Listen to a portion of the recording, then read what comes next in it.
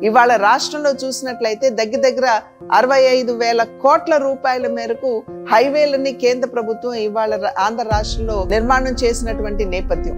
ఇంతకు ముందు ప్రతి రోజు కూడా యూపీ అధికారంలో ఉన్నప్పుడు కేవలం 12 కిలోమీటర్ల రోడ్ల నిర్మాణం జరిగినట్లయితే ఇవాళ ఎన్డీఏ ప్రభుత్వం అంటే మోడీ గారి నాయకత్వంలో వచ్చినటువంటి ఎన్డీఏ ప్రభుత్వం రోజుకి 28 కిలోమీటర్ల రోడ్ల నిర్మాణం చేస్తున్నటువంటి విషయాన్ని మనం ఇక్కడ గమనించాలి. అదే విధంగా ప్రతి రోజు కూడా ఎన్డీఏ హయాంలో 14 కిలోమీటర్ల రైల్వే ట్రాక్, కొత్త రైల్వే ట్రాక్ నిర్మాణం జరుగుతున్నటువంటి విషయం కూడా మనం అందరం కూడా గమనించాలి. మరి రాష్ట్రంలో ఉన్నటువంటి పరిస్థితి ఎక్కడైతే పట్టు పరుపుల్లాగా మనకి రోడ్లు కనపడతాయో, 4 లైన్లు 6 లైన్ల రోడ్లు మనకి ఎక్కడైతే కనపడతాయో అవన్నీ కూడా కేంద్ర ప్రభుత్వం అధికారంలో నేషనల్ హైవే నిర్మాణం చేసినటువంటి రోడ్లు. కానీ ఈ రోడ్ల నుండి కనుక మనం ఒకంత పక్కకి జరిగి స్టేట్ హైవేస్ కావచ్చు, గ్రామీణ రోడ్లు కావచ్చు వెళ్ళినట్లయితే ఎంత దుర్లభమైనటువంటి పరిస్థితి అక్కడ ఉందో మనందరికీ తెలియనటువంటి విషయం కాదు. అటువంటి ప్రభుత్వం మనకు కావాలా?